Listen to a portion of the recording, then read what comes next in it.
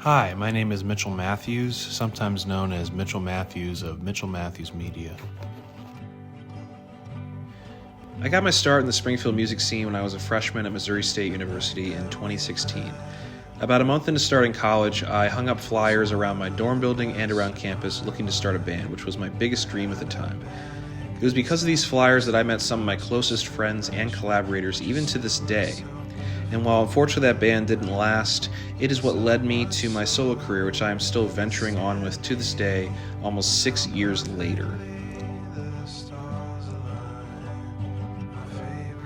While I've been lucky to have a lot of support from friends and various members of the community over the years, I don't feel like I fully integrated into the community of Springfield music until I started my nonprofit organization, Songs with a Purpose, in 2020, which puts on online music festivals and sometimes live pop-up events to raise money for different causes and organizations of all kinds.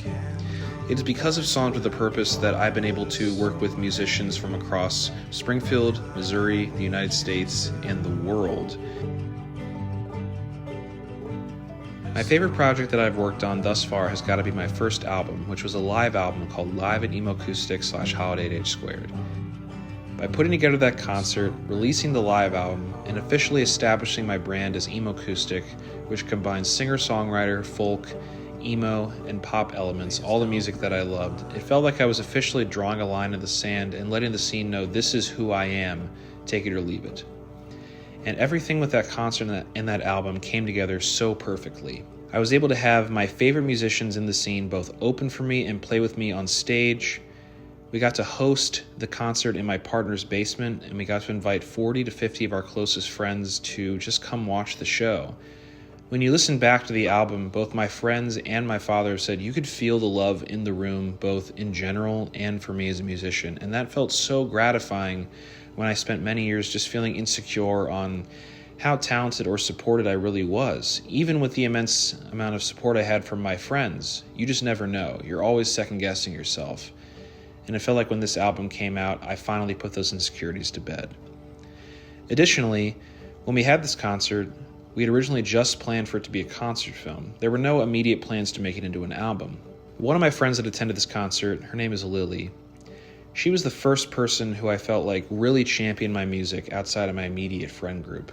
And at the time, her dog, who has since passed away, he was dealing with such severe chronic pain issues that he had to have surgery. When I saw that she was putting on a GoFundMe to raise money for her dog's surgery, I immediately spent weeks working on turning the hour-plus long concert footage into a 30 to 40-minute album.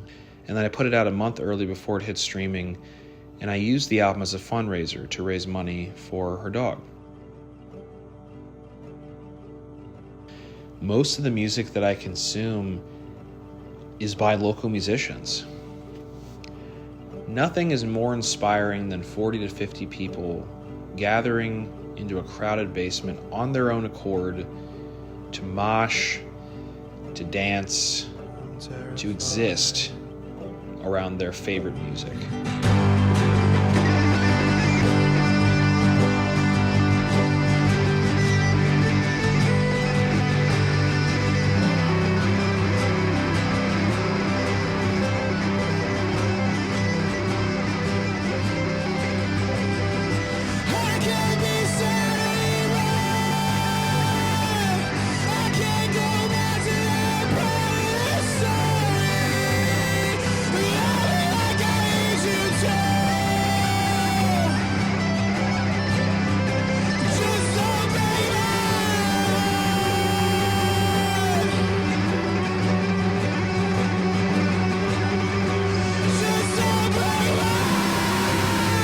I would also say that there's no one more inspiring than local musicians in terms of making a change in their community. So many of my favorite musicians have utilized their music for fundraising means to raise attention and awareness and money for the causes that inspire them the most. Specifically trans rights, labor rights, and free Palestine, to name a few. I would say there's nothing more inspiring, and nothing will take you farther as a musician and a person than getting involved with your local music scene, wherever that is. And if there isn't one in your local city, then make one happen. I promise you it will take you so far.